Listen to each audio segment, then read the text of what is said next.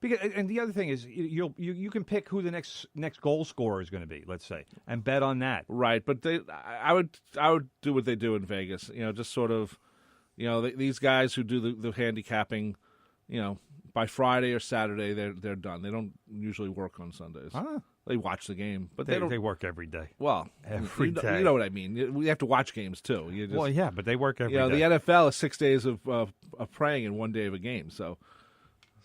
Well, like I said, this is going. It's going to change sports in this country, and in a very large way. And what about stuff like what you do, which really I don't know if that's gambling or not. What the fantasy baseball, rotisserie baseball, whatever. That's harmless. But how would it change anything? But why wouldn't Major League Baseball now get legally involved? The way how can they? Well, you go to the Major League Baseball and sign up instead of ESPN or the guy down the street. Well, they probably I don't even know if they do that now. They probably like don't. DraftKings. Remember DraftKings? Yeah, DraftKings and the other one, whoever it was. But they're still around. Right, but then why can't the league say, well, come gamble with us? They probably will. Here we have all the information, and they can probably go crazier with the information. They probably will. It's our information. Technically, all that Major League Baseball stuff is owned by Major League Baseball. The league. That was the other issue with this whole issue is that the leagues want to cut.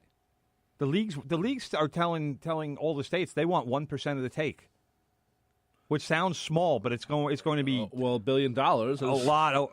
We're talking tens of millions of dollars, right. if not more, right? If not hundreds of millions of dollars, right? So and the leagues are all saying that. So the NFL wants a cut, baseball wants a cut, basketball, hockey, everybody wants a cut, and it's deservedly so. Does the betting board in Vegas, do they give a cut to the leagues? You know what? I don't know. You see? I have no idea. If I had to say yes or no, I'd say probably not. So, see, that's going to be the thing. That's going to be the next fight. Who gets the money, and who's allowed to control it? If they make it a national issue like that, where everybody can bet everywhere, which it seems like that's going to be the case. Right. It's going to be in the states that want it. That's the first thing. It's not. Right. It's going to be legal, but states will have the choice on whether or not to opt in. Right. Like Montana, which has no sports teams. Might do care. it. Well, they might care. You're right. I mean, it's a way to generate revenue. I would find it surprising for any state not to opt in, because I don't really see the downside from the state level. They're going to get money from taxes. Yeah, well, that's what they want. They want the tax on the money, but also a split. Right, but to me, it's almost like the same thing with legalizing marijuana. I mean, look at Colorado, how much money they made. Line up and put it in your pocket. But that's my point. Is that it's a great way to generate revenue, and let's face it. I mean, yes, you can say that there are gambling addicts who are going to be hurt by this, because I'm sure there are. But for the most part, it's something that is just a money making venture, and that nobody's going to get hurt. Right, and I think with the people, some of the people we might know who are gamblers, I'm sure you can say, well, here gambling casino area, here's my credit card, put $1,000 on it or something. Right. Instead of owing the guy down the street who might break your kneecaps, that type of thing. It's not like it's not like let's put it this way: you can't gamble with Vegas if you don't have the money. Right. Vegas or Atlantic City, and if the bookie down the street wants to extend you a little bit of credit, well, that's where you go. That's the betting halls don't happen. That's your own idiocy right there. That's true. It's interesting that marijuana and legalized gambling, or legalized marijuana, is sort of happening at the same time. Prostitution's got to be next. Wow, I'm staying away from that area. Hey, if you called it sexual therapist, you would then it's legal. Then it would be legal. Anyway, some quick things as we only have 10 minutes left, and Big Ed is getting ready to come in with good gold. He's Big Ed. Johnny Manziel, everyone's favorite alcoholic. Everybody's favorite reprobate. Well, maybe he's an alcoholic. We're not sure. No, not anymore. He's supposedly clean. Okay. So good for him. Let's give him props for finally straightening out his life. It only took 3 years, but it's a good thing. And Johnny Manziel has recently signed with the Hamilton Tiger Cats of the Canadian Football League, which, number one, means he's not making much money, because nobody in the CFL makes much money. what surprised me is Johnny Manziel is already 25. Right. He came out of college. He was what, 20? I think. So, yeah. I think he was 20. It's been that many years. I mean, he was you know, the clown with the Cleveland Browns, making that stupid money, rubbing his fingers together and doing that stupidity, and you know, kind of regarded himself as the savior for that franchise, which clearly was not the case. Well, the thing is, though, if he was, let's say he actually stepped up, and you know, I love you love the term, I know you love that. But term. if he had actually led the Browns, he'd be the king of Cleveland Of next course. to LeBron. So I mean, even if the Browns went 8-8 while he was Yeah, there, yeah. he would have been hailed. Yep. Instead, he's just another footnote in the disaster that is the Cleveland Browns.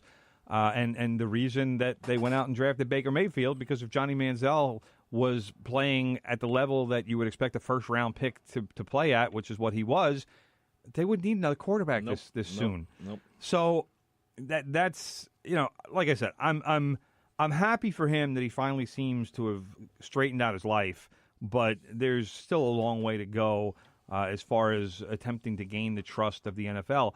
And the main part of that is because he wasn't a very good NFL quarterback. No, he wasn't. In fact, he was kind of a poor NFL quarterback.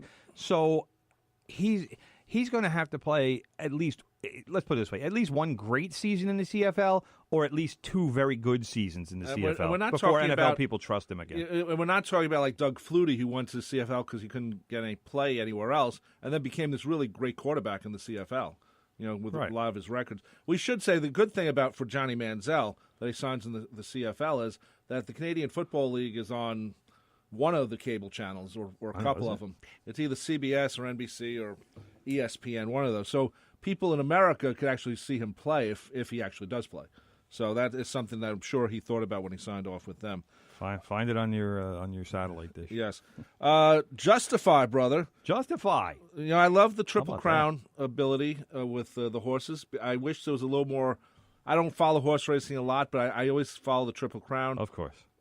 Because I like the way it's done, but it's so short of a time that That's the challenge. yeah, you wish that maybe there was a fourth or a fifth thing. Well, then it doesn't become a Triple Crown; it becomes whatever something else. But Becomes the core four. yeah, well, yeah, but anyway, Justify is going for the Triple Crown, which will be at Belmont Park In a couple of weeks, and June 9th, I believe it is. yeah, and having been in Belmont Park during that time years ago, where how they redo the whole place up, and Yep. it's really nice. You know, and it's 70,000 people show up, and the whole area. There'll be more than that for this one. Yeah. Anytime there's a potential Triple Crown, figure it's going to be 100,000 people. There'll be people waiting at the train station for 2 hours, you know, trying to get out. They'll be jamming people in there. You know, if you're going to take the train, don't go west, go east, and then figure out a way around that. Exactly. You know, if you're going to go in, because you know the way the train works, you have to go to Jamaica and then come back. Yes. So if you're going to do that, do it that way. But we do look forward to this. Yeah, Justify barely held off a couple of late chargers, Right. which makes me wonder for the Belmont, because the Belmont is obviously the longest of the three races. Again, the race was run in the slop, just like the Kentucky Derby was, and I'm curious to see what's going to happen if the track condition is good as opposed to muddy and sloppy. So, you know, Justify ran a great race, but it makes me wonder if he's got enough to win the Belmont and to take that home. So I'll tell you what, if I was betting the Belmont, I might throw Justify out and go with some of the other, you know, kind of box, like my man Steve Matthews always told me, always box your exacta. But maybe throw a few exacta box bets up there and maybe a couple of trifectas. Steve's still writing for the Newsday, right? Yeah, Okay, just of course. checking. But you know, so I in fact we should try to probably get him on like in 2 weeks or something and talk about like the preview. That'd be good. Maybe next week I'll have a chat with him. But that, you know, last Triple Crown winner was 2015, but before that it had been a few decades before. Yeah. So, and this is something that you know, every year people hope it happens, but everybody gets excited when there's a possibility of a Triple Crown. And you're talking about the possibility of a horse becoming an all-time legend. And that's exciting for people, especially the people that actually follow horse racing. But everybody gets involved and with follows that. it as a sport, not Right. just as like Well, I do, which is like, oh, well, what's happening? Yeah, Oh, okay. I mean, but either way, but it's just the fact that this possibility, it's certainly going to hype the race up even more than it usually is. So good for that. And I wanted to talk about the Rangers because they seem on the verge of hiring a new head coach, and that would be David Quinn of Boston University. Right. Quinn has told school officials at BU that he intends to leave. So it's pretty much a done deal, even if an announcement hasn't been made. Because here's this guy saying, "Yeah, I'm leaving, and I'm going to the Rangers." So that part of it seems like it's done. Quinn is going to replace Alain Vigneault, who I still don't think should have been fired. No, his record was too good. Vigneault in 5 seasons, 226, 147, and 37. The guy made the playoffs his first 4 years with the Rangers, and then they didn't make the playoffs this year. In fact, they had the sell off at the deadline. But I'm still kind of trying to figure out what Alain Vigneault did to get fired. I agree with you because it seemed like the Rangers gave up before the Islanders gave up. Yeah, and it was like, well, they even said that notice. Well, we're working towards next year, but then they started to play well. So they played well after the trade, right? So and I never understood why you would get rid of a coach who's winning. It didn't make sense to me. I'm puzzled about that one, and I think I will always be puzzled about that one. But Quinn is apparently they're discussing a 5-year deal worth $2.5 million annually, which will tell you why he's leaving BU because he's not making anything close to that there. Right. The deal is not yet done though.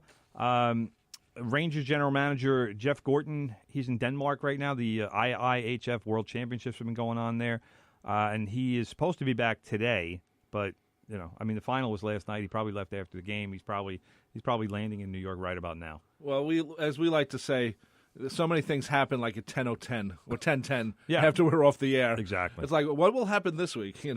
Exactly. But just some history on Quinn. He replaced the legendary Jack Parker, who was pronounced there Paca. At BU. Parker was there for, I don't even know, 30-something years. He was there forever. Led the Terriers to 3 NCAA regional finals in 5 seasons. They were runners-up for the national title in 2015.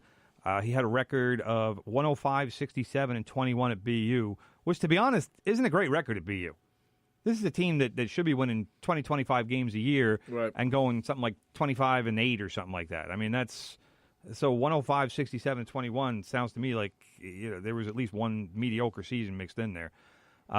Previously, Quinn was the head coach of the AHL's Lake Erie Monsters. Great name. For 3 seasons. And he also served as assistant coach with the Colorado Avalanche for 1 season before becoming the BU head coach. So, I guess I'll say preemptive congratulations to him, and we'll see how he handles the mess over at the Garden. Well, I don't think it's much of a mess. I think the Rangers are going to do good next year. So they're building. Let's see what happens in the draft, and let's see what they do in free agency. There's a lot of off season to go for the NHL. That's true, and a lot of money to be spent. Anyway, quickly, you want to do soccer, or you want to mention the Hofstra girl pitches? You got to Google her because I don't have a name. Talk about Chelsea defeated Manchester United 1-0 in the FA Cup to win that. Eden Hazard converted a penalty kick in the first half for the deciding goal. What a terrible game. Awful. Neither team wanted to play. Both teams wanted to play defense. The game actually turned out just the way I thought it would be, which is why I didn't want to watch it, because it was awful. It was just yuck.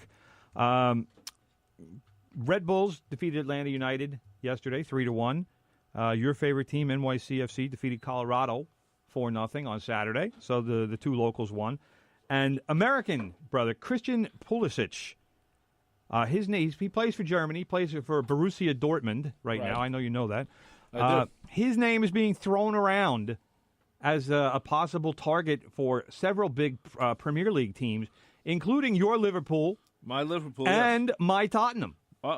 19-year-old American. He's good. The girl's name is Sophie Dandola. Sophie Dandola. She threw a perfect game at the College World Series Yes. for softball. Hofstra Yes. in softball. That was an elimination game.